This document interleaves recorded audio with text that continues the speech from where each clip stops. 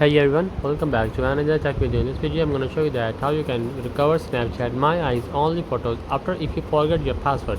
Simply go back to your settings of your phone, just tap on settings and you have to make sure that you have a strong Wi-Fi connection. Also make sure that VPN is not connected. Simply go back to Snapchat and simply go to the photos and simply go to the My Eyes only and you go to the option section and you see that there is an option of forget password. If you do not define the password, just simply go back to the option and just change the password. If you know the previous password, just change the password. If you do not know the password, just forget the password and you want to input your Snapchat account password here.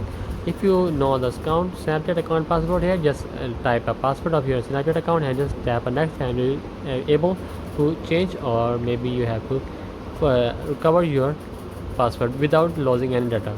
So that's the video. Make sure you like our video and subscribe our channel for more tech related videos.